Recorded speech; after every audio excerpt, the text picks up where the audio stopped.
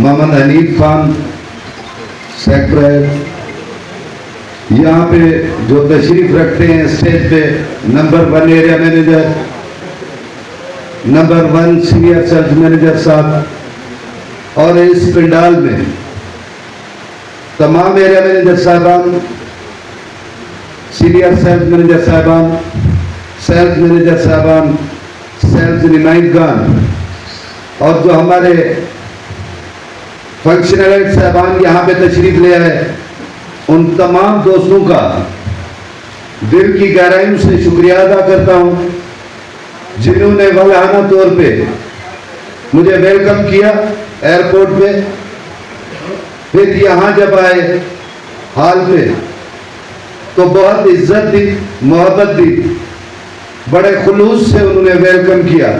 मैं आप तमाम दोस्तों का दिली तरह से शुक्रिया अदा करता हूँ और ये तवक्कात और उम्मीद रखता हूँ कि आपके ये जो मेरे सामने चेहरे हैं इन पे थोड़ी मुझे कमजोरी नजर आ रही है। ये कमजोरी जल्दी में खत्म हो जाएगी, क्योंकि जब तक इंश्योरेंस के नुमाइंदे के चेहरे पे मुर्क नहीं होती तब तक हम अपनी मंजिल तक नहीं पहुंच सकते। और जितने दोस्त यहाँ पे मुकर्ररीन आए जिन्होंने इंश्योरेंस के बारे में बहुत अच्छी बातें सुनाई, मोटिवेशन दी, लेकिन आवाज में दम नहीं था, गरज बरज नहीं थी। इंश्योरेंस का लीडर वो कहलाता है जिसके आवाज में दम होनी चाहिए, करंट होना चाहिए। और इस दुनिया में ऐसा कोई काम ही नहीं है जो हजरत इंसान करना चाहे और वो ना कर पाए, ये नामुमकिन है। इंसान जात ने परिंदे को देख के जहाज बना दिया, हजारों मने हैं उसमें वजन के, लेकिन वो उड़ता है परिंदे की तरह। उसमें लोग भी बैठते हैं, अपना सामान भी रखते हैं। ये हजरत इंसान का दिमाग था, उसका अकल था। हजरत इंसान, उसको अल्लाह पाक ने अशरफुल मखलूकात का दर्जा दिया। अगर हम खुद को पहचान ले कि इस मुआशरे में, इस दुनिया में, इस माहौल में, इस इदारे में हमारी हैसियत क्या है, अगर इस पे बैठ के हम गौर करें तो यह टारगेट कोई चीज नहीं है। टारगेट वो होते हैं जो यूं होते हैं, सीधे टारगेट नहीं कहलाते। टारगेट हमेशा यूं ऊपर होते हैं, उड़ान भरनी होती है जहाज की तरह। हौसलों और हिम्मत के साथ टारगेट बनाए जाते हैं। आजकल की महंगाई को नजर में रखते हुए अगर घर के अखराजात देखें, ऐसा कोई शख्स नहीं है जिसकी फैमिली में 4, 6, 8 अफराद हों, उसके कुंबे में, उसके घर में, उसके खानदान में। अगर उनके खर्चे पूरे करने के लिए एक मियां, एक बीवी, 2 या 3 बच्चे हों जो एजुकेशन हासिल कर रहे हों, उनके अखराजात मंथली कितने हो सकते हैं? अगर वो गुर्बत के जमाने में जिंदगी गुजर बसर करना चाहता है तो कितने अखराजात होंगे उसके महीने के? ये थोड़ी कैलकुलेशन करके मुझे बता सकते हैं? अगर मकान अपना है तो अल्लाह का करम है, अगर मकान अपना नहीं है, मकान का भी किराया अदा करना है, घर के लिए दाल रोटी राशन के पैसे भी चाहिए, बच्चों की एजुकेशन की फीस भी चाहिए। ये तमाम इखराजात जितने भी हैं, एक मंथ के, एक छोटे कुंबे के, छोटी फैमिली के कितने होंगे? एक अंदाजे के मुताबिक आप बता सकते हैं? 1 लाख से 1.5 लाख। मैं 1.5 की तरफ नहीं जाता, गुजारा कर लेंगे 1 लाख में, लेकिन जिस नुमाइंदे को आपने सरसब्ज बाग दिखाए, उसको रिक्रूटमेंट किया कि आपको कामयाब बनाएंगे, क्या आप लोग सेल्स मैनेजर साहबान, सीनियर सेल्स मैनेजर साहबान, एरिया मैनेजर साहबान मुझे बता सकते हैं जिस नुमाइंदे को सुनहरी बागात दिखाते हैं, उनको रिक्रूट करते हैं कि आपको कामयाब बना देंगे, क्या उनसे 1 लाख रुपए महीना कमा रहे हो आप लोग? खुद से सवाल पूछो, अपने आप से, किसी और से नहीं। जब तक लोग नहीं कमाएंगे, उनके जेब में पैसा नहीं जाएगा, उनके घर में खुशहाली नहीं आएगी, तो वो लोग आपके साथ कैसे रुकेंगे? उनको अपने साथ रखने के लिए ऐसा प्लान करना पड़ेगा, उन लोगों को पैसा कमाना पड़ेगा, उनको कामयाब बनाना पड़ेगा, ताकि उसकी कामयाबी को देख के उसके अड़ोस पड़ोस के, उसके यार दोस्त, उसके क्लास फेलोस, उसके रिश्तेदार उस इदारे को आके ज्वाइन करें जिसमें उस बंदे को वो कामयाब देख रहे हैं। मैं कोई इतना बड़ा लिखा पढ़ा बंदा नहीं हूं, मैं एक अदना सा वर्कर हूं। कल का ऐसा, आज भी खुद को ऐसा नहीं समझता हूं। अगर मैं ऐसा भर्ती नहीं होता तो आज मैं रीजनल चीफ भी नहीं होता। ये जो एहसार है, ये अजीम पेश है, ये अजमत वाला इंसान है। और ये यहां पे जितने एसएम साहबान और एसएसएम साहबान तशरीफ रखते हैं, ये उनकी प्राइम ड्यूटी है कि लोगों को रोजगार के साथ लगाएं और उनको कामयाब बनाएं।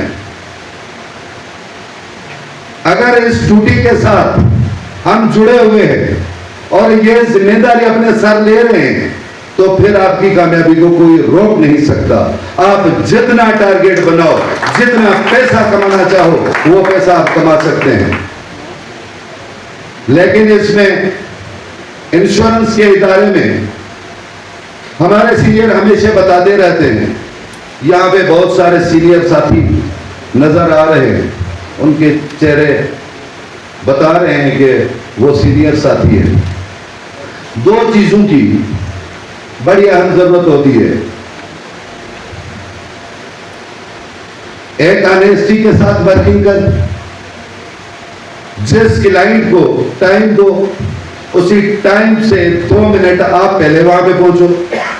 और दूसरी ऑनेस्टी कि जो रकम आपको मिल रही है, जो पैसा आपको मिल रहा है, अगर है चेक की सूरत में तो क्रॉस करके काउंटर पे रसीद कटवा लो, अगर कैश की सूरत में है तो उसको अमानत की तौर पे शाम और रात तक अपने पास रखें और अर्ली मॉर्निंग सुबह कटवा दें उसकी रसीद। अगर आप सिटी में मौजूद हैं तो आधे घंटे के बाद जाके कलेक्शन सेंटर पे वो पैसे अमानत वाले वहां पे जमा करा के दे, क्योंकि वो पॉलिसी होल्डर वो आपको जानता है, आपकी शान को जानता है, आपकी शक्ल को देख के उन्होंने आपके ऊपर भरोसा करके ये पॉलिसी खरीदी है। जो मोटिवेशन आपने दी है, वो एसआर की सूरत में हो, वो एसएम की सूरत में हो, वो सीनियर सेल्स मैनेजर की सूरत में हो या एरिया मैनेजर की सूरत में हो, उसने वायदा वफा करना है। किसके साथ? अपने आप के साथ, अपने पॉलिसी होल्डर के साथ, अपने इदारे के साथ। जब तक वायदा वफा नहीं होता तब तक हम कामयाबी से दूर हैं। अगर वायदा वफा कर दिया तो आपकी कामयाबी को कोई नहीं रोक सकता। अपनी कामयाबी के लिए थोड़ा जोश खरोश पैदा करें, थोड़ी तालियां तो बजाएं, मायूसी को खत्म करें। इन तालियों के 2 फायदे हैं, इन तालियों के 2 फायदे हैं। एक तो ताली बजाते वक्त बंदा मुस्कुराता है, बड़ा अच्छा लगता है मुस्कुराते हुए। और आजकल की डॉक्टरों की जो है, क्या कहते हैं, रिसर्च, उसमें कहते हैं ताली बजाने वाले को हार्ट अटैक नहीं होता। तो इस खुशी में थोड़ा ज्यादा बजाएं, बीमारी से भी बच जाएं, चेहरे पे थोड़ी मुस्कुराहट भी आ जाए, थोड़ी गहमा गहमी भी हो जाए, पता चले कि कोई मीटिंग है, कोई सेमिनार है, यहाँ पे कुछ लोग हैं, ऐसे ना समझें कि यहाँ पे हम आराम करने आए हैं। थोड़ी मुस्कुराहट होनी चाहिए। मेरे भाई ने मुझे कहा कि हर 3 महीने के बाद यहाँ पे कोई कॉन्फ्रेंस, कोई मीटिंग होनी चाहिए। भाई भूल जाओ 3 महीने, कौन रुकेगा, इंतजार करेगा 3 महीने? मैं तो कहता हूं 15 दिन के बाद आना चाहिए। अगर लेट भी हो जाए तो महीने में 1 चक्कर तो लगना चाहिए, आपके साथ मुलाकात होनी चाहिए। इतने खूबसूरत लोग, इतने खूबसूरत चेहरे, उनका दीदार भी होना चाहिए, उनसे कुछ सीखना भी चाहिए, उनसे मुलाकात भी होना चाहिए। और जो टारगेट्स वगैरह मुकर्रर होते हैं, तो मेरा टारगेट्स का तरीका कुछ और है। ये मैं टारगेट लेके इस कागज को फाड़ नहीं देता या उधर भूल के नहीं आता, वो एक रजिस्टर की सूरत में मेरे पास होता है। अगली मीटिंग में फिर उसी पे बात करते हैं कि पिछली मीटिंग में भाई आपने ये टारगेट दिया था, अगर आपने क्वालिफाई कर लिया, टारगेट अचीव कर लिया तो इनामात, शाबाश। अगर नहीं किया तो पूछगछ लाजमी। अगर सबक होगा कच्चा तो कामयाबी कैसे मिलेगी? कामयाब बनना है तो फिर ये टारगेट पूरे करने हैं। मैडम ने ये मेरी तस्वीर की मुझे याद दिला दी।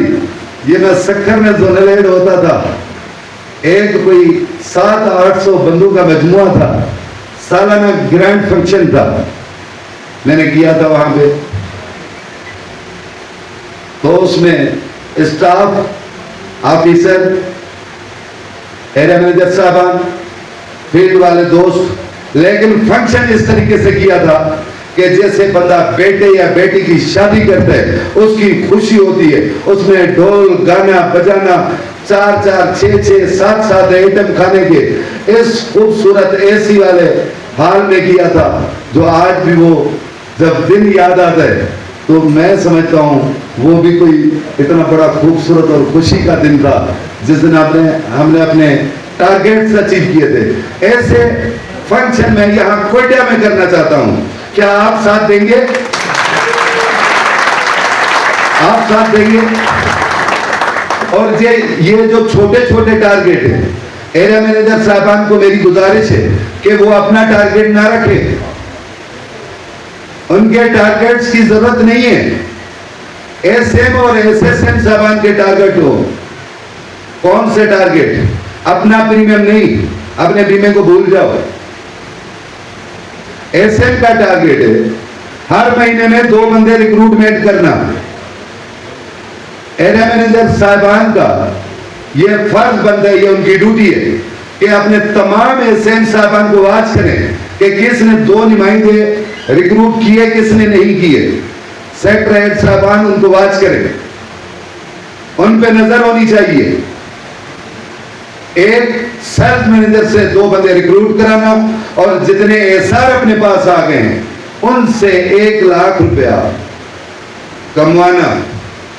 हमें लाखों रुपए मिलते हैं, हमारे खर्चे पूरे नहीं होते क्योंकि एजुकेशन की फीस बड़ी महंगी है, बच्चों की एजुकेशन बड़ी महंगी है, घर की तमाम चीजें इतनी महंगी हो चुकी हैं, राशन की, कपड़े, जूते, शूज, स्कूल फीस। तो फिर ये खर्चे कहां से लाएंगे? दूसरा काम तो हमसे होगा नहीं क्योंकि हम तो इंश्योरेंस वाले हैं, हम तो प्यार करने वाले हैं, कोई गैर तो नहीं। हमने तो ये पॉलिसी ही बेचनी है।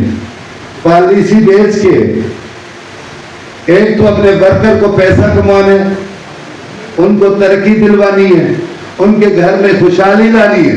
ये हमारा टारगेट है, ये हमारा सेटअप है। एक एसएम का टारगेट है 2 नुमाइंदे रिक्रूट करना और दूसरा हर एसआर से 1 लाख रुपया मिनिमम जो खर्चा है एक फैमिली को चलाने के लिए, उनसे 1 लाख कमवाना।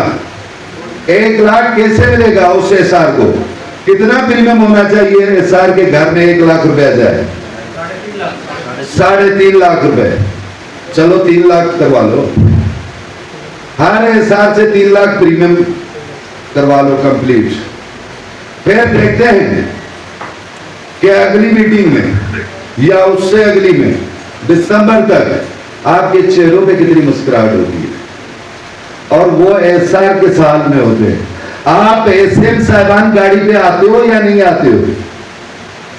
और गाड़ी कौन सी? कोई प्रीमो होनी चाहिए, कोई करोला होनी चाहिए जो आपके शान के मुताबिक हो।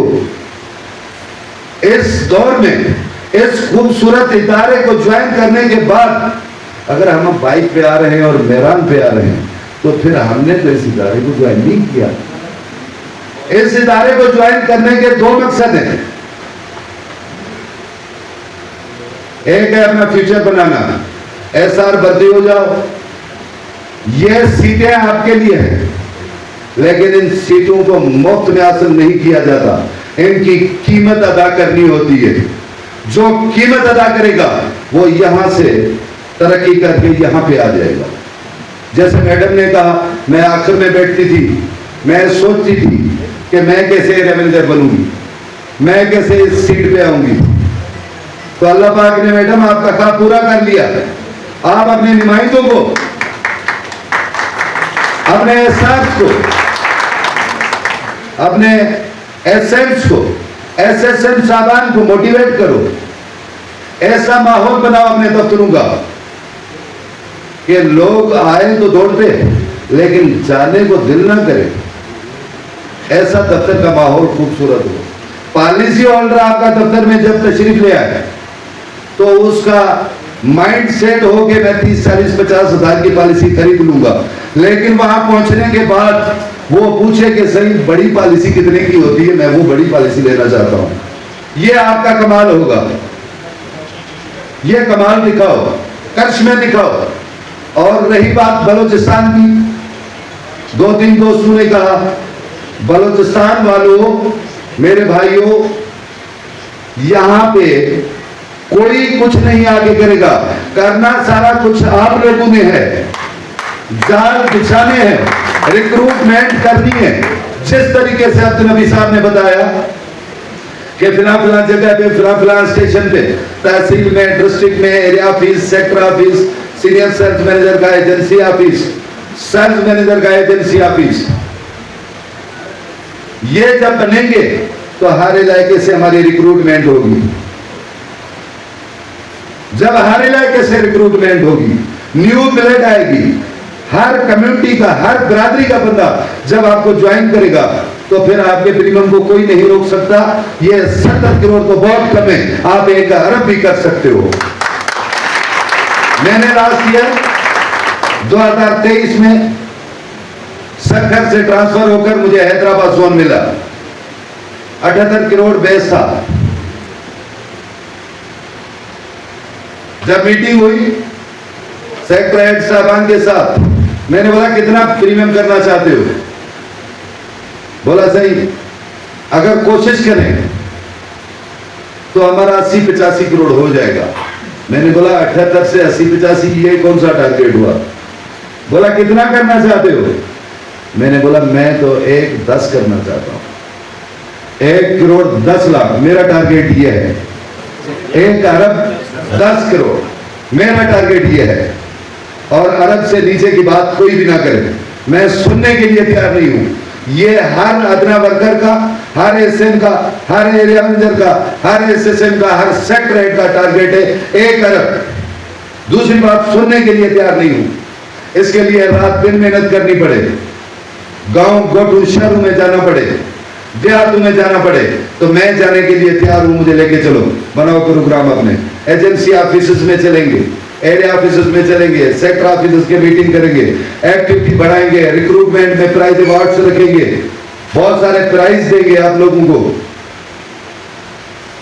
जब एक्टिविटी शुरू की, जून में मैंने ज्वाइन किया, नजर तो दोस्तों को बड़ा पहाड़ नजर आ रहा है।